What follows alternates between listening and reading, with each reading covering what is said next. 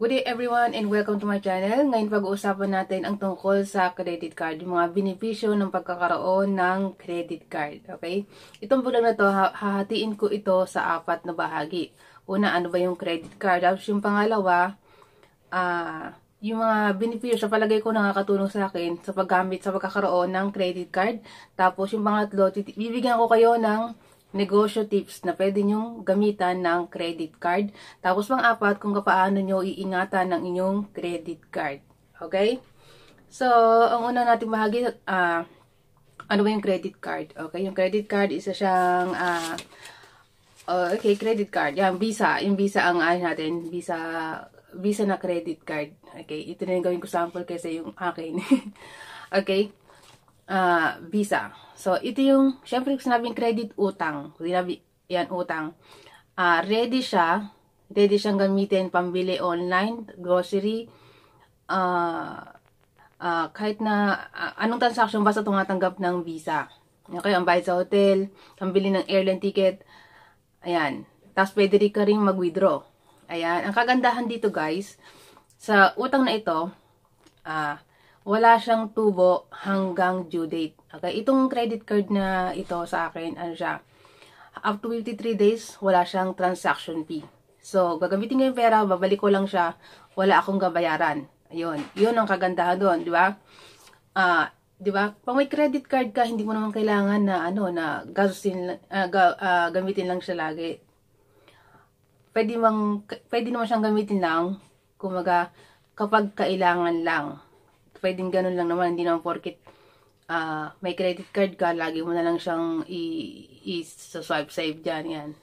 Maganda siyang gamitin kung ikaw ay magigipit ka, di ba? Kunyari, kaysa mangutang ka sa Bombay, may tubo yan. Isang buwan may tubo, magsanla ka ng alahas, may tubo. Okay, mangutang ka sa kamag-anak mo, di ba, hindi mo alam kung ikaw ba ay mapapautang. So, ayun nga, ready to use money. Basta alam mo kung ikaw ay marunong kang magbayad on time, kasi pag naglumpas ka sa due date, magkakaroon niya ng tubo. Okay? Basta ikaw ay tao na alam mo yung kapasidad mo na kung kaya mo ibalik na pera kada due date o kada araw ng bayaran, basta hindi lalapas ang due date niya. Kailangan lahat ng utang mo bayad yan, simot. Huwag mo magtitira ng kahit na konti, yun. Basta ayaw mo nung ikaw ay magkakaroon ka ng charge na interest, ayan, kung napakalaking tulong yan. Lahat benefits lang ng credit card ang mapapakinabangan mo. Okay? Sa akin, syempre, libre kasi yung transaction nito.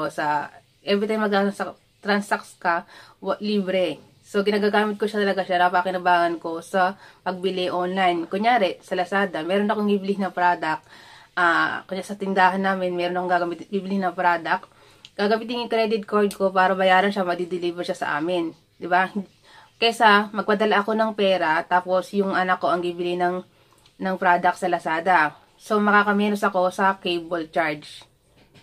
Ayan, magagamit mo rin itong credit card, guys, sa pagka-travel. Kunyari, nag-travel ka, meron ako na ipakita sa immigration na meron kang credit card, plus positive points yon para hindi ka mo upload. Kasi syempre, mapapanatag yung immigration na meron kang gagastusin sa ibang bansa. Pwede mo kasi yan gamitin, pag-withdraw, pagbili na kung ano-ano. Basta may Visa logo, ayan, pwede mo gamitin yung credit card mo sa abroad. Saka isa pa yung features niya na gustong-gusto ko is yung easy refund. Kunyari, easy refund. Kunyari, may transaction ako na na-cancel transaction, madali siyang ma-refund sa credit card ko. Hindi ko na pumunta personally para i-follow up yung pagre-refund. Kunyari, magmuli ka ng airline ticket.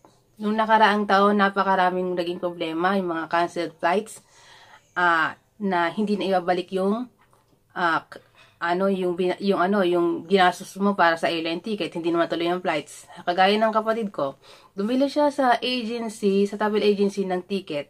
Kaso, dahil nga nung pandemic noon, nalugi yung agency na yon. So, nagsara. Kasi yung binayad niya doon.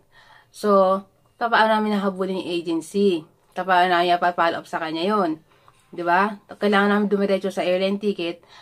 kailangan man pumunta. Sino may oras para pumunta doon? Unlike, kagaya ng amo ko, meron siyang credit card, nagkaroon din siya ng canceled flights, na ibalik sa kanya, sa credit card niya, na ginamit niya, nang hindi kailangan magpumunta roon, na personally sa bilhan na ticket, o di ba?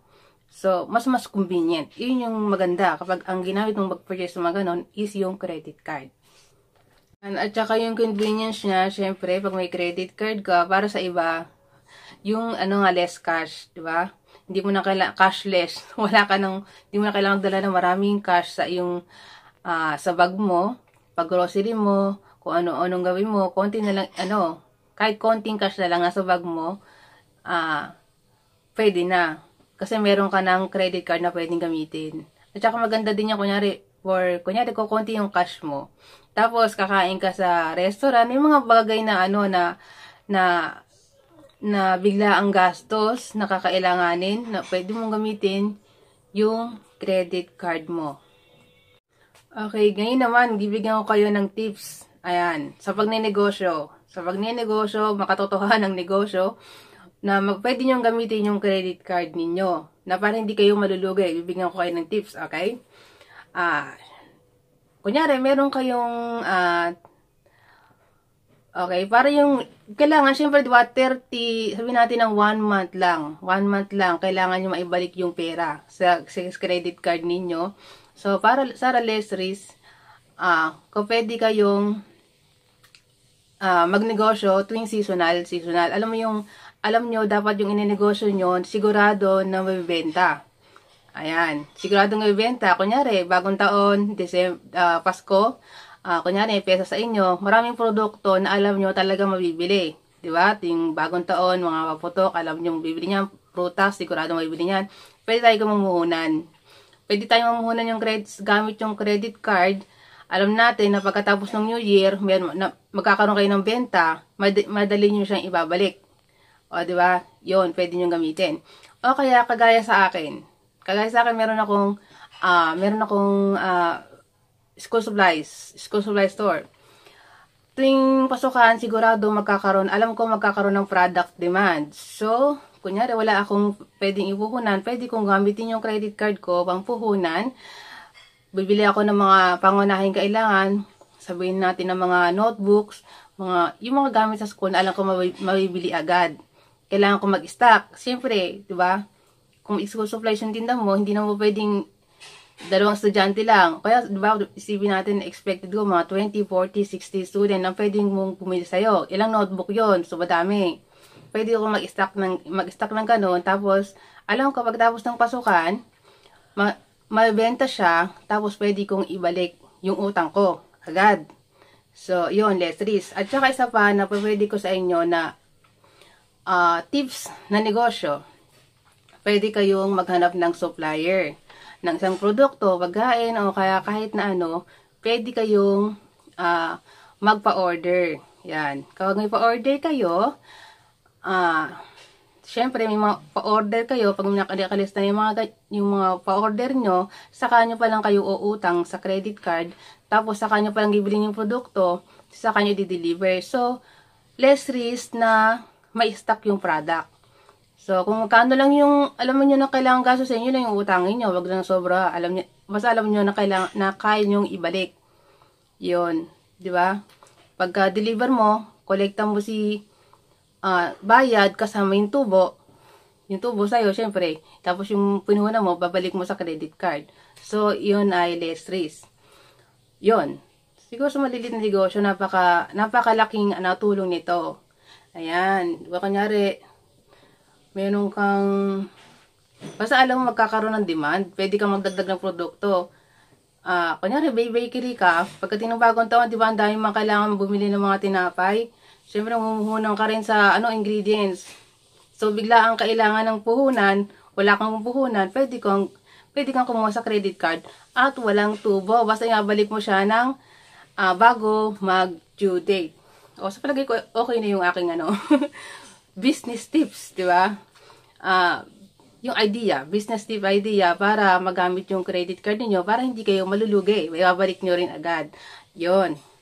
Tapos, ngayon naman, Sabihin ko na sa inyo ngayon kung paano nyo iingatan ang inyong credit card. Pag sinabing credit card, ano yan, kailangan isipin nyo pera yan. Okay? Yung PIN number ng pag-withdraw, tsaka yung mga iingatan nyo, hindi nyo pwede ipagsabi. O kaya, di ba, pwede mo kabag-anak mo, bigla na lang, gamitin pala yung credit card mo, hindi mo na malayan. Meron ka na palang malaking gabayaran sa bangko. So, ingatan mo. Personal mong gamit yan. Kailangan, tapos, kapag nawala. Okay, pag nawala, syempre, hindi mo pwede mawala. Tapos, syempre, pag merong, kahit na anong problema, merong credit card hotline, kailangan kayong magsabi. Kailangan lang naman pagka, ganon, kunyari mawala siya, pwede mong i-report sa kanila agad yung problema. At saka, kahit na anong simpleng tanong, kahit na anong pwede kayong tumawag sa kanila tungkol sa credit card. Trabaho ng mga yon na ipaliwanag sa inyo kung ano yung naandyan. Okay? So, wag kayong mahihiya na magtanong kahit na anong bagay. Ayan. Tapos, yung mga credit card ngayon, meron mga apps yan. So, kahit sa cellphone, makikita mo na, monitor mo yung galaw niyan.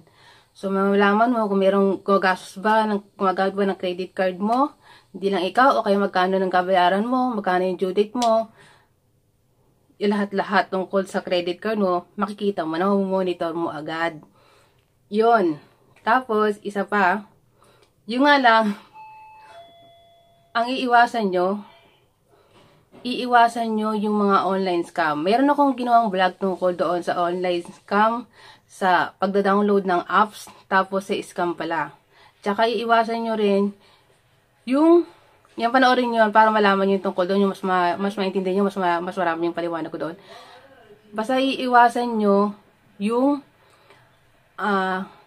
yung may makikita kayo sa Facebook, mag-register daw. Tapos mag-sign up kayo. Mag-register, mag-sign up kayo. Kung nakikita nyo, walang bayad. Yung pala naman, parang patibong. parang na clickbait ka lang. Gusto lang nila kunin ang information mo. Yung pala naman, gagamitin na yung pera mo. Di ba? Pakialaman na yung pera mo sa credit card mo. O kaya sa bangko, wag ganun. So, kailangan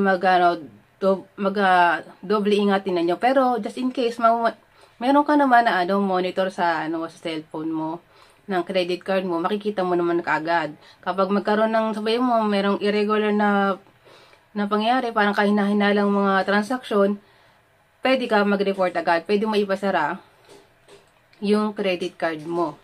So, madali lang naman.